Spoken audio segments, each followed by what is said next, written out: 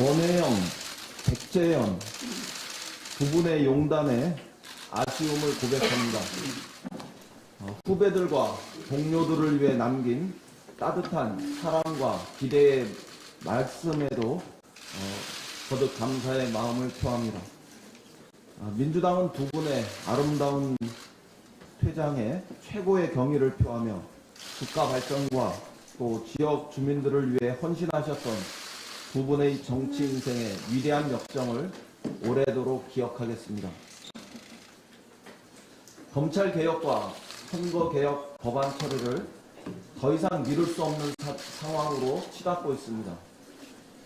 선거법만큼은 여야 합의로 처리하기 위해 본회의를 미뤘지만 자유한국당이 끝내 협상을 외면하고 농성을 선택했습니다. 어제 황교안 대표가 나를 밟고 가라며 농성을 시작했습니다. 검찰개혁과 선거개혁은 의회 쿠데타라고 거칠게 공격하고 있습니다.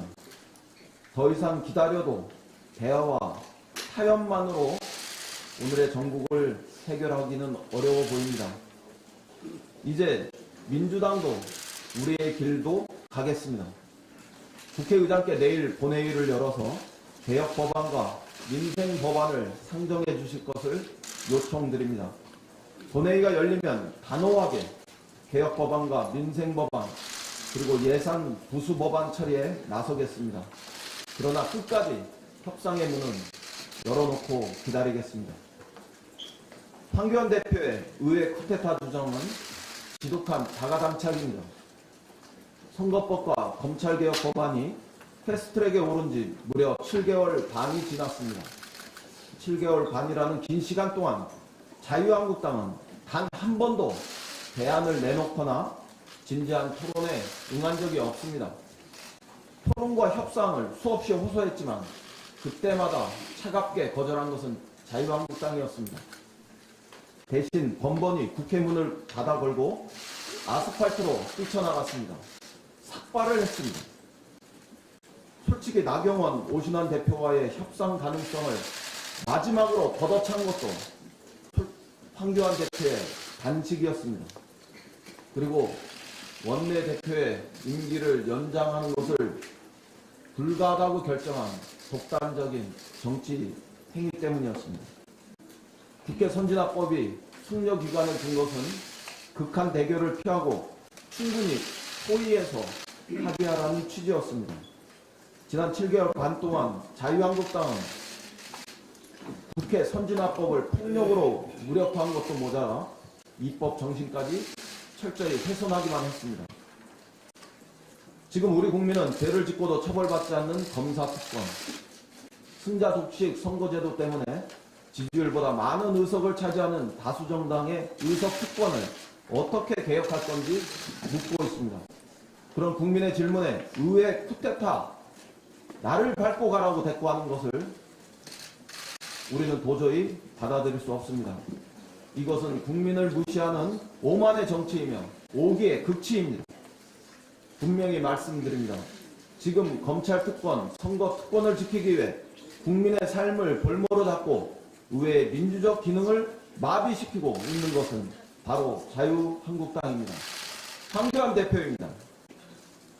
국회의 민주적 절차를 무시하고 뜻대로 안 되면 민생을 볼모삼아 국회 문을 닫아 거는 것은 심판, 야당 독재이지 민주주의가 아닙니다. 황교안 대표께 거듭 요청합니다. 제1야당 대표가 지금 있을 곳은 콘크리트 바닥이 아니라 협상장입니다. 이제 아스팔트를 버리고 협상장으로 돌아오시기 바랍니다. 농성을 거두시고 협상을 진두지휘하시기 바랍니다. 주말 장애 집회도 제발 그만 멈추시기 바랍니다. 왜 정광훈 목사와 함께 광화문을 사수하고자 하는지 저는 도저히 이해할 수 없습니다. 거듭 말씀드리지만 정광훈 목사는 신성 모독했다는 이런 비난을 받고 있지 않습니까? 정광훈 목사가 있는 광화문으로 이제 그만 가시기 바랍니다.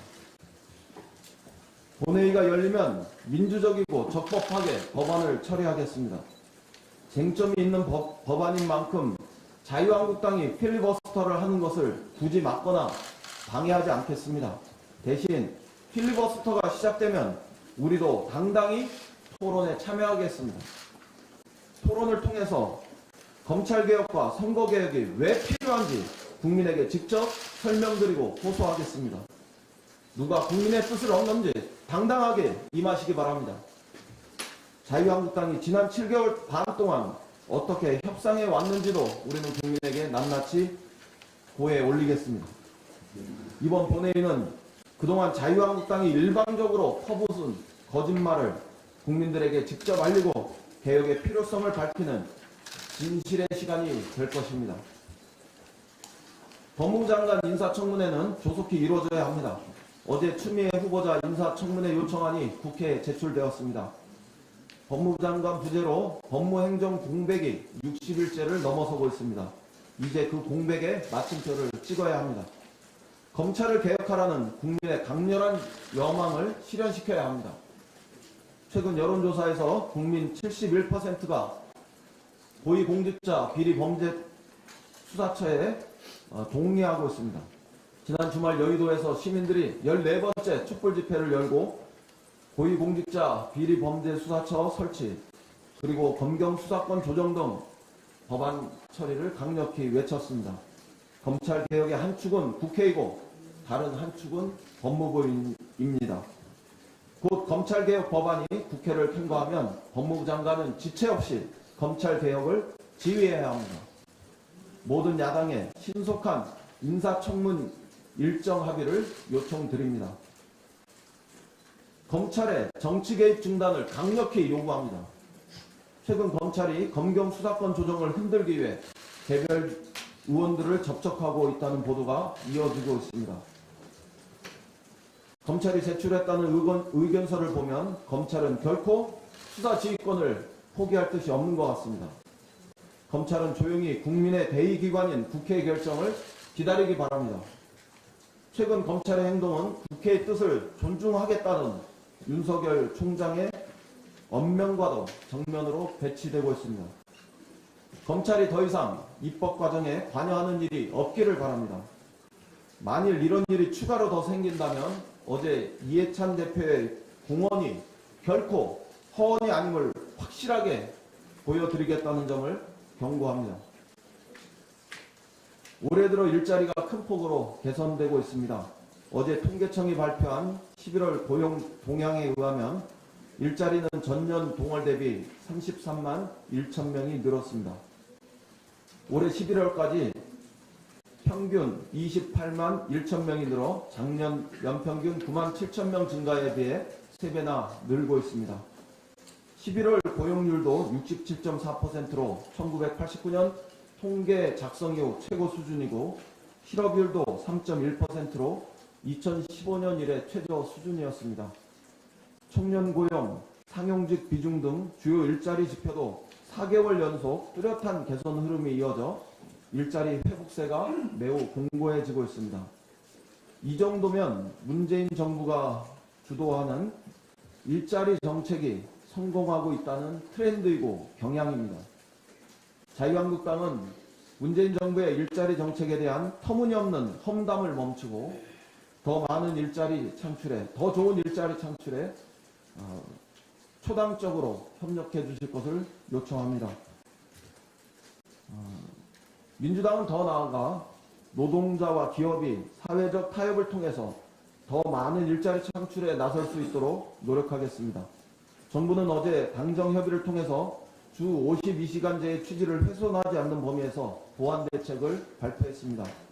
우선 준비기간이 부족한 299인 미만 기업에 대해서 1년 계도기간을 부여하기로 했습니다. 처벌을 유예하는 것에 그치지 않고 계도기간 동안 주 52시간제 준비를 갖출 수 있도록 하는 지원 방안을 적극적으로 찾아보겠습니다. 또 근로기준법 시행규칙을 개정해서 업무량 대폭 증가, 또 국가 경쟁력 강화를 위한 R&D 등 급박한 경영상의 사유가 있을 때도 특별 연장 근로가 가능하게 했습니다. 대신에 불가피한 사유로 특별연장 근로가 시행될 경우 노동자의 건강권을 지키기 위한 적극적인 보호 조치도 동시적으로 취하기로 했습니다. 이번 대책이 정부의 행정 조치에 그친 점은 또 노동계의 충분한 동의를 받지 못한 점은 매우 안타깝게 생각합니다. 국회는 노사정이 합의한 대로 탄력 근로제 확대를 위한 법률 개정에 적극적으로 나설 수 있기를 희망합니다. 신속한 입법 처리를 야당에 촉구합니다. 이상입니다.